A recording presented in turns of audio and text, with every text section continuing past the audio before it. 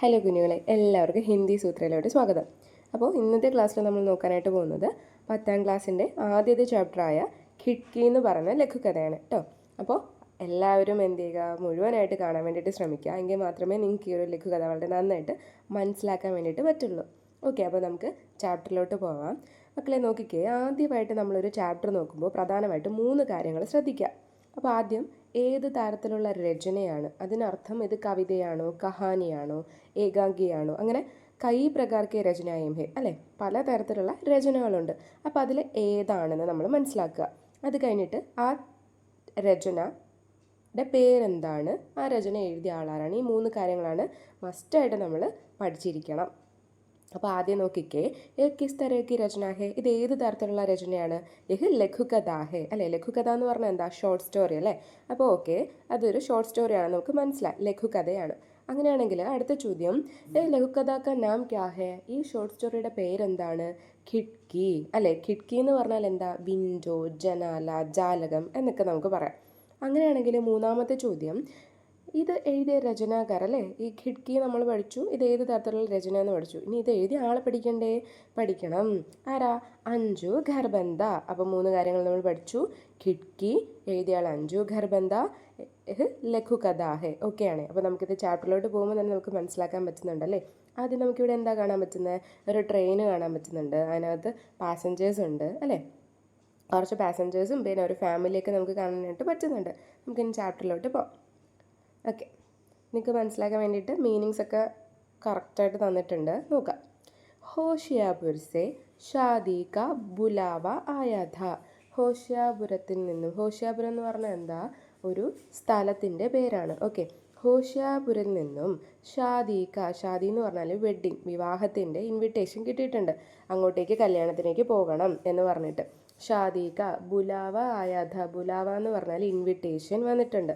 Train say ജാന തൈ ഹുവ, അങ്ങനെ ട്രെയിനിൽ പോകാൻ വേണ്ടിയിട്ട് തീരുമാനിച്ചു. ട്രെയിൻ സേ ജാന എന്ന് പറഞ്ഞാൽ ട്രെയിനിൽ പോകാൻ വേണ്ടിയിട്ട്, തൈ കർഞ്ഞ ടു ഡിസൈഡ് എന്ന് വെച്ചാൽ തീരുമാനിച്ചു. സർദി എന്ന് പറഞ്ഞാൽ തണുപ്പ്.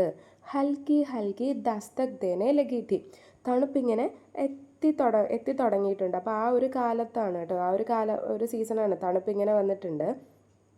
അതുകൊണ്ട് ഇസലിയെ സോച്ച, അതുകൊണ്ട് ചിന്തിച്ചു, ചലോ ഇസ് ബാർ AC കെ ബജായ്, ഇത്തവണ നമുക്ക് AC കോച്ചിന് പകരം ജനറൽ കോച്ച് സെ സഫർ കാ ആനന്ദ് ലിയ ജായേ, നമുക്ക് ഇത്തവണ AC കോച്ചിന് പകരം ജനറൽ കോച്ചിലോട്ട് പോകാം. ജനറൽ കോച്ചിലിരുന്ന് യാത്ര ചെയ്ത് ആനന്ദം കണ്ടെത്താം. ആനന്ദ് ലിയ ജായേ. അപ്പോൾ നമുക്കിതിന്ന് മനസ്സിലാക്കാം, ഈ ഫാമിലി എപ്പോഴും AC കോച്ചിലാണ് പോകുന്നത് അല്ലേ. അപ്പോൾ ഇത്തവണ തണുപ്പായത് കാരണം അവർ ജനറൽ കോച്ചിലോട്ട് മാറി. പഹലെ ആദ്യം ബീവി ബച്ചെ, ബീവി എന്ന് പറഞ്ഞാൽ വൈഫ്, ബച്ചെ എന്ന് പറഞ്ഞാൽ കുട്ടികൾ. അപ്പം വൈഫും കുട്ടികളും ഒന്നും ജനറൽ സെ ജാനെ പർ കുച്ച് നാരാസ് ഹുയി, ജനറൽ കോച്ചിൽ പോകുന്നു എന്ന് പറഞ്ഞപ്പോൾ ആദ്യമൊക്കെ കുറച്ച് ദേഷ്യമൊക്കെ കാണിച്ചു. പർ ഭിർ ധോടി നാ നുകുർ കെ ബാത് മാൻ ഗയേ, പിന്നീട് കുറച്ച് തർക്കവും കാര്യങ്ങളൊക്കെ പറഞ്ഞ് മനസ്സിലാക്കിയിട്ട് ഓക്കെ, അവരത് അക്സെപ്റ്റ് ചെയ്തു, അവർ അംഗീകരിച്ചു. ശരി, എന്നാൽ പിന്നെ നമുക്ക് എന്ത് ചെയ്യാം, ജനറൽ കോച്ചിൽ പോകാമെന്ന് പറഞ്ഞിട്ട് ലാസ്റ്റ് എല്ലാവരും അംഗീകരിച്ചു. ദില്ലി സെ ലഗ്ഭഗ് 8 ഘണ്ടെ കാ സഫർ, അപ്പോൾ നമുക്ക് ഇവിടുന്ന് മനസ്സിലായി ഇവർ താമസിക്കുന്നത് ഡൽഹിയിലാണ് കേട്ടോ. ദില്ലി എന്ന് പറഞ്ഞാൽ ഡൽഹി. അപ്പോൾ ഡൽഹിയിൽ നിന്നും ലഗ്ഭഗ് ഏകദേശം 8 ഘണ്ടെ കാ സഫർ, 8 അവേഴ്സാണ്, 8 മണിക്കൂറത്തെ യാത്രയുണ്ട്. എവിടെ? ഹോഷിയാപുരത്തിലേക്ക്. സീറ്റ് ബുക്ക് ചെയ്തു. തോ ജ്യാദാ പരേഷാൻ നഹീ ഹുയി, സീറ്റ് ബുക്ക് ചെയ്തതുകൊണ്ട് അധികം പ്രശ്നങ്ങളൊന്നും വന്നില്ല. കാരണം എന്താ, അവർക്ക് സീറ്റ് ബുക്ക് ചെയ്തിട്ടുണ്ട്, കറക്റ്റായിട്ട് എത്ര ലേറ്റ് അല്ലെങ്കിലും സീറ്റ് ബുക്ക്ഡ് ആണല്ലോ. അപ്പോൾ അവിടെ വേറെ പ്രശ്നങ്ങളൊന്നും വരാനില്ല, വേറെ ആരും കയറിയിരിക്കുക അങ്ങനത്തെ ഒരു പേടി ഭയമൊന്നുമില്ല. അപ്പോൾ സീറ്റ് ബുക്ക് ചെയ്തിട്ടുണ്ട്, അവിടെ യാതൊരു പ്രശ്നങ്ങളും ഇല്ല. ബച്ചോംനെ ചട്ട് ഖിഡ്കി വാലി സി ചപട്ലി, ബച്ചും എന്താ, ചിൽഡ്രൻ അല്ലേ, കുട്ടികൾ. ചട്ട് പെട്ടെന്ന് തന്നെ, ആദ്യം തന്നെ അവരെന്ത് ചെയ്തു, വിൻഡോ സൈഡിലുള്ള സീറ്റ് അവർ പിടിച്ചെടുത്തു എന്നാ പറയുന്നത്. എപ്പോഴും അങ്ങനെയല്ലേ, നിങ്ങളായാലും ആലോചിച്ച് നോക്കിക്കേ, കുഞ്ഞുങ്ങൾ എപ്പോഴും എന്താണ്, വിൻഡോ സൈഡായിരിക്കുമല്ലേ നമുക്ക് ഏറ്റവും ഇഷ്ടം. കാരണം കാഴ്ചകൾ കാണാൻ വേണ്ടിയിട്ട് മനോഹരമായിട്ട് നമുക്ക് കണ്ട് ഇങ്ങനെ മനസ്സറിഞ്ഞ് യാത്ര ചെയ്യാൻ വേണ്ടിയിട്ട് ഏറ്റവും എളുപ്പം എന്താണ്, വിൻഡോ സീറ്റ് തന്നെയാണ് അല്ലേ. ഓക്കെ, അതേ ഇവിടെ സംഭവിച്ചിട്ടുള്ളൂ. കുട്ടികൾ എന്ത് ചെയ്തിട്ടുണ്ട്, വിൻഡോ സീറ്റിലേക്ക് ഇരിക്കാൻ വേണ്ടിയിട്ട് ഭയങ്കരമായിട്ട് അവർ ആദ്യമേ തന്നെ സീറ്റ് പിടിച്ചെടുത്തു. सारा सामान सेट कर मैं और पत्नी बातों में मशगूल हो गए.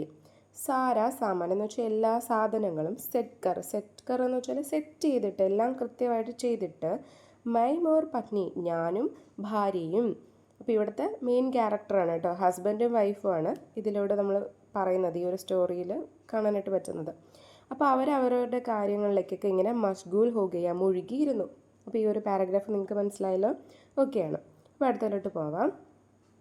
കണ്ടോ, ഇനി അടുത്ത ഒരു ഇതാണ് കേട്ടോ, അടുത്ത ഒരു ഒരു ബാക്ക്ഗ്രൗണ്ടും കാര്യങ്ങളൊക്കെയാണ് അടുത്ത ഇതിൽ നമ്മൾ പഠിക്കാനായിട്ട് പോകുന്നത്. ആദ്യം അവരുടെ ആ ഒരു ഫാമിലിയും വന്നിട്ട് ട്രെയിൻ ബുക്ക് ചെയ്തു, അവിടെ സീറ്റിലൊക്കെ ഇരുന്നു, എല്ലാം സെറ്റായി. ഇനി അടുത്തതാണ്, നമ്മളിപ്പോഴും ട്രെയിനിൽ പോകുമ്പം കാണുന്ന യാത്രയാണല്ലേ, അവിടെ കുറേ പേര് സാധനങ്ങളൊക്കെ ഇങ്ങനെ വാങ്ങിക്കാൻ വേണ്ടിയിട്ടും വിൽക്കാൻ വേണ്ടിയിട്ടൊക്കെ ഇങ്ങനെ കൊണ്ടുവച്ചേക്കുന്നത്. ഓക്കെ. ദീദി ജമ്മുക്ക് ഷോൾ ലേലോ. ദീദി ജമ്മുവിലെ ഷോളാണ്. ജമ്മു എന്ന് പറഞ്ഞാൽ ജമ്മു കാശ്മീരിൽ അവിടുത്തെ ഷോളാണ്. ബഹുത് ബഡിയ ഹെ, വളരെ നല്ലതാണ്. രംഗ് ബിരംഗി ഷോളോം കാ ഭാരി ഗഡർ ഉഠായെ ഏക് സാംവലി സലോനി കജ്രാരി ആംഖോം വാലി യുവതി പത്നി കാ ഇസ്രാർ കർണേ ലഗാ. രംഗ് ബിരംഗി ഷോളോം കാ, രംഗ് ബിരംഗി എന്ന് വെച്ചാൽ കളർഫുൾ, പലതരത്തിലുള്ള കളറുകളുള്ള ഷോളുകൾ നിറഞ്ഞ ഒരു വലിയൊരു ഒരു നമ്മൾ പറയില്ല, ഒരു വലിയൊരു ഭാണ്ഡക്കെട്ടെന്ന് വേണമെങ്കിൽ പറയാം, നമ്മൾ ഈ പിക്ചറിൽ കാണുന്നത് പോലെ. അപ്പോൾ അതുമായിട്ട് ഏക സാംവലി, ഒരു ശ്യാമ നിറത്തിലുള്ള സുന്ദരി, അതായത് നമ്മൾ കറുത്ത നിറത്തിലുള്ള മനോഹരമായിട്ടുള്ള ഒരു സ്ത്രീ. കജ്രാരി ആംഖും വാലി, കജ്രാരി എന്ന് വെച്ചാൽ മഷി എഴുതിയ കണ്ണുകളുള്ള യുവതി, ഒരു യുവതി. പത്നിക്ക ഇസ്റ്റാർ കർണേ ലഗി, പത്നി എന്ന് വെച്ചാൽ എൻ്റെ ഭാര്യയെ ഇങ്ങനെ നിർബന്ധിക്കാൻ തുടങ്ങി. ചേച്ചി ഷോളുകളാണ്, വളരെ നല്ലതാണ്, ജമ്മുവിലെ ഷോളാണ്, എടുക്കണം എന്ന് പറഞ്ഞിട്ട് നിർബന്ധിക്കാൻ തുടങ്ങി. അപ്പോൾ വൈഫ് ചോദിക്കുകയാണ്, കിത്തനേക്ക്, ശരി എത്രയാ? 250 സൗക്കി, 250 റുപ്യ, 250 രൂപ. ഇത്തിരി മഹങ്കി, ഇത് കുറച്ച് കൂടുതലാണല്ലോ. ജ്യാദാ പീസ് ലോഗി തോ കം കർ ദൂങ്കി, കുറച്ച് പീസ് അധികം എടുത്തോളൂ, കുറച്ച് ഷോള് അധികം എടുത്തോളൂ, അപ്പോഴത്തേക്ക് എന്ത് ചെയ്യാം, കുറച്ച് തരാം. ഇതിപ്പോൾ കൂടുതലാണെങ്കിൽ നിങ്ങൾ അധികം ഷോൾ എടുത്തോളൂ, അപ്പോഴത്തേക്കും കുറച്ച് തരാം. മുझे ദുകാൻ ഖോൽനെ ഹേ ക്യാ, അപ്പോൾ ഭയങ്കര തമാശയോടെ ചോദിക്കുകയാണ്, അതെന്തിനാ എനിക്ക് ദുകാൻ ഖോൽനി ഹേ, ദുകാൻ എന്ന് വെച്ചാൽ കട, അതെന്തിനാ എനിക്ക് കട തുടങ്ങാൻ വേണ്ടിയിട്ടാണോ ഞാൻ അധികം ഷോൾ എടുക്കുന്ന ഒരു ഹാസ്യ രൂപേണ പറഞ്ഞതാ. ലേ ലോന ബഹനോ ഓർ ഭാഭിയോ കേലിയെ, എടുക്കുന്നുണ്ടോ, ബഹനോ എന്ന് വെച്ചാൽ സഹോദരിമാർക്കും, ഭാബി എന്ന് പറഞ്ഞാൽ സഹോദരൻ്റെ ഭാര്യമാർക്കും, സഹോദരൻ്റെ വൈഫിനും, അവർക്കൊക്കെ വേണ്ടിയിട്ട് കൊടുക്കാമല്ലോ. അപ്പം ഒന്നിലധികം എടുക്കാമല്ലോ, നിങ്ങൾ കട തുടങ്ങാൻ വേണ്ടിയിട്ടൊന്നും അല്ല. അപ്പോൾ അതിൻ്റെ മറുപടിയായിട്ട് ആ യുവതി പറയുന്നുണ്ട്, സഹോദരിമാർക്കും സഹോദര ഭാര്യമാർക്കും ഒക്കെ കൊടുക്കാമല്ലോ, അപ്പോൾ അവർക്ക് എല്ലാവർക്കും വേണ്ടിയിട്ട് എടുത്തോളൂ. മേനെ പത്നിക്കോ ഇഷാരാക്കിയ, ഞാനെന്ന് പറഞ്ഞാൽ ഇവിടുത്തെ ഹസ്ബൻഡാണ് കേട്ടോ. ഹസ്ബൻഡ് ഭാര്യയ്ക്ക് ഇങ്ങനെ ആംഗ്യം കാണിച്ചു, മിണ്ടാതിരിക്കാൻ വേണ്ടിയിട്ടാണ്, കാരണം ഇങ്ങനെ കൗണ്ടർ അടിക്കുകയല്ലേ, അതുകൊണ്ട്. തോ ഉസ്നെ ആംഖോം തരേർക്കർ മുझे ചുപ് രഹനെ കാ സങ്കേതിയ, അപ്പോഴുണ്ട് ദാ കിടക്കുന്നു, വൈഫ് തിരിച്ച് കണ്ണുരുട്ടി പേടിപ്പിക്കുക, മിണ്ടാതിരിക്കാൻ വേണ്ടിയിട്ട് പറയുന്നുണ്ട്. അച്ഛ 5 പീസ് ലൂം തോ കിത്തനേക്കെ ദോഗി, അപ്പോൾ പറയണം, ശരി എന്നാൽ പിന്നെ ഞാൻ 5 പീസ് എടുക്കാം, 5 ഷോൾ എടുക്കാം. അപ്പോൾ പിന്നെ എത്രയാണ് തരുന്നത്? 200 റുപ്യ പെർ പീസ് ലേനാ ദീദി, എന്നാൽ പിന്നെ ഓക്കെ 5 പീസ് എടുക്കുകയാണെങ്കിൽ 50 രൂപ കുറച്ച് 200 രൂപയ്ക്ക് തരാം. നേരത്തെ 250 എന്നാണല്ലോ പറഞ്ഞത്, 200 റുപ്യ, എന്നാൽ ശരി 200 രൂപയ്ക്ക് തരാം. 100 റുപ്യ പെർ പീസ്, പറ്റില്ല, ഒരു പീസ്, ഒരു ഷോളിന് 100 രൂപ, അത്രേ പറ്റുള്ളൂ എന്നാര് പറയുന്നുണ്ട്? വൈഫ് പറയുന്നുണ്ട്. ദീദി 100 तो बहुत कम है, ദീദി 100 രൂപ ഭയങ്കര കുറവാണല്ലോ. कहते हुए उसका गला रुध गया और उसकी कजरारी आंखें भर आई. അപ്പോൾ ഇങ്ങനെ പറഞ്ഞുകൊണ്ടിട്ട് തൊണ്ടയിടറുക എന്ന് പറഞ്ഞാൽ നമുക്ക് വിഷമം വരുമ്പോഴല്ലേ തൊണ്ട ഇങ്ങനെ ഇടറുന്നത്. और उसकी കജ്രാരി എന്ന് പറഞ്ഞാൽ നന്നായിട്ട് എഴുതിയ കണ്ണുകളല്ലേ, നമ്മൾ പറഞ്ഞില്ലേ കൺമഷി എഴുതിയിട്ടുണ്ടായിരുന്ന ആ കണ്ണുകൾ നിറഞ്ഞു എന്ന് പറഞ്ഞാൽ അവർക്ക് സങ്കടം വന്നു, അവരുടെ അവസ്ഥയാണ് കേട്ടോ ഇവിടെ സൂചിപ്പിക്കുന്നത്. അവർക്ക് സങ്കടം വന്നു. എന്നിട്ട് പറയണം, ദീദി ചേച്ചി ഇത് ഭയങ്കര കുറവാണേ, 250 രൂപയുടെ സാധനം പറഞ്ഞ് 200 ആക്കി, ഇപ്പോൾ വീണ്ടും 100 ആണല്ലേ, ഭയങ്കര കുറവാണ് എന്ന് പറയുന്നു. അപ്പോൾ പറയുന്നുണ്ട്, ചൽ നാ തേരി നാ മേരി 150 पर पीस ഓക്കെ, എന്നാൽ പിന്നെ അങ്ങോട്ടുമില്ല ഇങ്ങോട്ടുമില്ല, നീ പറഞ്ഞതുമില്ല ഞാൻ പറഞ്ഞതും വേണ്ട. 150 പെർ പീസ്, ഒരു പീസ് ഒരു ഷോളിന് 150 രൂപ. എന്തേ? അച്ഛാ ദീദി ടീക്ക് ഹെ, ഓക്കെ ശരി. ലോ രംഗ് പസന്ത് കർലോ, എന്നാൽ പിന്നെ ശരി ഓക്കെ ആണ്, ഇഷ്ടമുള്ളത് എടുത്തോ, പല നിറത്തിലുള്ളതുണ്ട്, ഇഷ്ടപ്പെട്ട നിറത്തിലുള്ളത് എടുത്തോ. കുച്ച് സോച്തേ ഹുയെ ഉസ്നെ കഹ ഓർ ഗഡർ പത്നി കെ സാമനെ സർക്കാ ദിയ. അപ്പോൾ ഇങ്ങനെ പറഞ്ഞിട്ട് ആ ഭാണ്ഡം കെട്ടില്ല, ആ ഷോളുകളുള്ള ആ ഒരു ഭാണ്ഡം എന്ത് ചെയ്തു, വൈഫിൻ്റെ മുന്നിലോട്ട് അടുത്ത് വെച്ചിട്ട് പറഞ്ഞു ഇഷ്ടമുള്ളത് എടുക്കാൻ പറഞ്ഞു. पत्नी ने 5 शॉलों अलग कर ली और मेरी ओर देख रुपये देने का इशारा किया. ഓക്കെ, അങ്ങനെയാണെങ്കിൽ വൈഫ് എന്ത് ചെയ്തു, അതിൽ നിന്ന് 5 ഷോൾ എടുത്തിട്ട് എന്നെ നോക്കുകയാണ്. എന്തിനു വേണ്ടിയിട്ടാണ്? കാശ് കൊടുക്കുക എന്ന രീതിയിൽ എന്നെ നോക്കി ആംഗ്യം കാണിച്ചു, 5 ഷോളിൻ്റെ കാശ് കൊടുത്തോളൂ എന്ന് പറഞ്ഞിട്ട്. मैंने चढ़ 750 रुपये निकाल कर दे दिया. എത്രയാണ്? 750 രൂപ എടുത്തിട്ട് പെട്ടെന്ന് തന്നെ കൊടുത്തു. എങ്ങനെയാണ്? കാരണം 150 രൂപ വെച്ചിട്ട് 5 ഷോളിന് 750 രൂപ ഞാൻ കൊടുത്തു. ഉസ്കെ ജാനെ കെ ബാദ്, അപ്പോൾ ആ യുവതി പോയതിനു ശേഷം രാസ്തേ ഭർ എന്ന് വെച്ചാൽ യാത്ര മുഴുവൻ പത്നിക്ക് സുയി ഈസ് ബാത്ത് പർ അട്കി രഖി. വൈഫ് എന്ത് ചെയ്തു, ഈ ഭാര്യ ഒരു കാര്യത്തിൽ തന്നെ ഇങ്ങനെ പറഞ്ഞുകൊണ്ടിരിക്കുകയായിരുന്നു. വോ ഏക് ബാർ മേം ഹി 150 മേം മാൻ ഗയി. എന്താണ്? ഒരു തവണ പറഞ്ഞപ്പം 150 രൂപയ്ക്ക് ഉറപ്പിച്ചു. ഗൽത്തിക്ക് തെറ്റുപറ്റിപ്പോയി. എന്താ? തോടാ തോൽമോൽ ഓർ കർണ ചാഹിയത്തെ, കുറച്ചും കൂടി വിലപേശമായിരുന്നു. അതായത് ഇവിടുത്തെ വൈഫിൻ്റെ പ്രശ്നം എന്താ, ഒരു തവണ പറഞ്ഞപ്പോൾ തന്നെ 150 രൂപയ്ക്ക് അവർ കച്ചവടം ഉറപ്പിച്ചതാണ്. അങ്ങോട്ടുമില്ല ഇങ്ങോട്ടുമില്ല, കൂട്ടിയും ചോദിച്ചിട്ടില്ല, വേറെ തർക്കത്തിന് നിന്നില്ല. തെറ്റു പറ്റിപ്പോയി, കുറച്ചും കൂടി വില കുറച്ചിരുന്നെങ്കിൽ ആ പൈസയ്ക്ക് ഷോള് വാങ്ങിക്കാമായിരുന്നു. ഇത് ഒരു തവണ 150 എന്ന് പറഞ്ഞപ്പോൾ അവർ സമ്മതിച്ചു. അതാണ് വൈഫിൻ്റെ കുറ്റബോധം വരികയാണ് കേട്ടോ. അയ്യോ തെറ്റ് മോശമായിപ്പോയി, കുറച്ചും കൂടി കുറച്ച് പറഞ്ഞാൽ മതിയായിരുന്നു എന്ന്. അപ്പോൾ എന്ത് ചെയ്തു, മേരി സുയി അതീത് മേഞ്ചോ അഡ്കി ഥി. അപ്പോൾ വൈഫ് ഇങ്ങനെ പറഞ്ഞുകൊണ്ടിരുന്നപ്പോൾ ഇവിടെ ഹസ്ബൻഡ് എന്ത് ചെയ്യുന്നുണ്ട്, ഹസ്ബൻഡിന് തൻ്റെ പഴയ കാലം പാസ്റ്റ് ഇങ്ങനെ ആലോചനയിൽ വന്നു, ഓർമ്മയിലിട്ട് വന്നു. ബേഠിക്കോ ഗോതുമേം ബിഠ, ബേട്ടി മോളെ, അവരുടെ മോളെ ഗോതുമേം ബിഠ മടിയിലിരുത്തിയിട്ട് റെയിൽഗാഡിക്ക് ഖിഡ്കി സേ ഛാക്ത. റെയിൽഗാഡി എന്ന് പറഞ്ഞാൽ എന്താ? ട്രെയിനാണ്. ആ തീവണ്ടിയുടെ വിൻഡോ, ആ ജനാലയിലൂടെ ഇങ്ങനെ നോക്കിയിട്ട് പഴയ കാര്യം ഇങ്ങനെ ഈ ഹസ്ബൻഡ് ആലോചിക്കുകയാണ്. എന്താ? മേരെ പിതാ ഭി റെയിൽഗാഡി മേ സാമാൻ ബേച്ച്. എൻ്റെ അച്ഛനും ഈ ട്രെയിനിൽ ഇങ്ങനെ സാധനങ്ങൾ വിൽക്കാൻ വേണ്ടിയിട്ട് വന്നു. വിറ്റ സമയത്തും ധക്കേ ഹാരെ ഘരാത്തെ, വിറ്റിട്ട് ക്ഷീണിച്ചിട്ട് വീട്ടിൽ വരുന്ന ആ ഒരു അവസ്ഥ.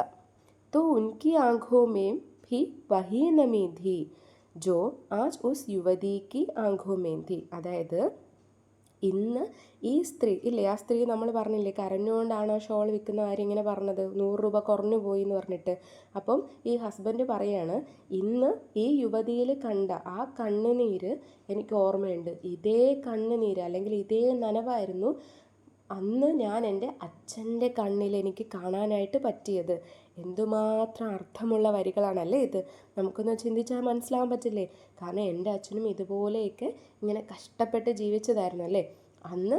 ഈ അവസ്ഥ അതുകൊണ്ട് എനിക്കിപ്പോൾ നന്നായിട്ട് മനസ്സിലാക്കാൻ പറ്റും. കാരണം എൻ്റെ അച്ഛനും ഒരു ദിവസം ഇത് അനുഭവിച്ചിട്ടുണ്ടായിരുന്നു പാസ്റ്റിൽ, കഴിഞ്ഞ കാലത്ത്. അപ്പോൾ ഇതേ കണ്ണുനീരായിരുന്നു എൻ്റെ അച്ഛനിലും ഞാൻ കണ്ടിട്ടുണ്ടായിരുന്നത്, സാധനങ്ങളൊക്കെ വിറ്റിട്ട് ഭയങ്കരമായിട്ട് ക്ഷീണിച്ച് വീട്ടിൽ വന്ന സമയത്ത്. മക്കളെ ഒന്ന് ശ്രദ്ധിച്ചേടാ, ഈ ഒരു ലഘുകഥയിൽ നിന്ന് നമുക്ക് എന്താ മനസ്സിലാക്കാൻ പറ്റുന്നത്? ഒരു സാമൂഹിക വശമായിട്ട് ചിന്തിച്ചാൽ ഓരോ സാധാരണക്കാരൻ്റെ ജീവിതവും അവരുടെ അതിജീവനത്തിനുള്ള അല്ലെങ്കിൽ അവർക്ക് ജീവിക്കാനുള്ള അവരുടെ കഷ്ടപ്പാടുകളൊക്കെയാണ് നമുക്ക് ഈ ഒരു ലഘുകഥയിലോട്ട് മനസ്സിലാക്കാൻ പറ്റുന്നത് അല്ലേ. അതുപോലെ തന്നെയാണ് നമ്മളൊരു കാര്യം മനസ്സിലാക്കണം, നമ്മൾ ഈ വില പേശിയിട്ട് നമ്മൾ ലാഭം ഉണ്ടാക്കാൻ ശ്രമിക്കും അല്ലേ. പക്ഷേ അത് വിൽക്കുന്ന പാവപ്പെട്ടവൻ്റെ വേദന നമ്മൾ കാണാതെ പോവുകയാണ് ചെയ്യുന്നത്.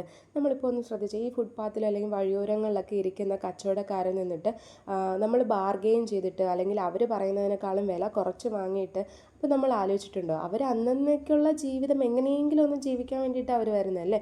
ആ സമയത്ത് പറയുന്നതിനേക്കാളും വീണ്ടും വില കുറച്ച് വാങ്ങിക്കുമ്പം അവർക്കല്ലേ അത് ബാധകമാവുന്നത് അല്ലേ.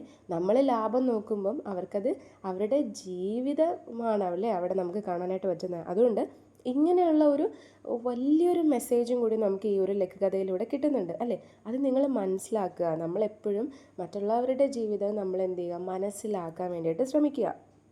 ഇവിടെ ഈ ഒരു ഖിഡ്കി എന്ന് പറഞ്ഞാൽ തന്നെ ജനാലയാണ് അല്ലേ.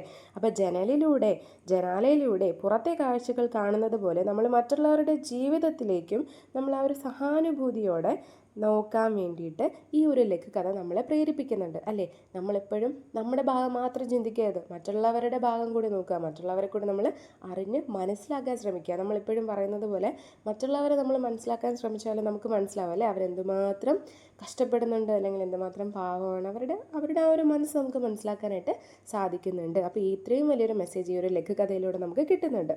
ഓക്കെ അല്ലേ. അപ്പോൾ നന്നായിട്ട് വായിച്ച് തന്നെ മനസ്സിലാക്കുക. ഓരോ മീനിങ്ങും ഇവിടെ പറഞ്ഞു പോയിട്ടുണ്ട്. മനസ്സിലായില്ലെങ്കിൽ നിങ്ങൾ വീണ്ടും വീണ്ടും കണ്ട് ഈ ഒരു ലഘുകഥ മനസ്സിലാക്കാൻ വേണ്ടിയിട്ട് ശ്രമിക്കുക. ഓക്കെ, അപ്പോൾ അടുത്ത പാർട്ടിൽ നമുക്കിതിൻ്റെ ചോദ്യങ്ങൾ ചെയ്യാം. Okay, thank you.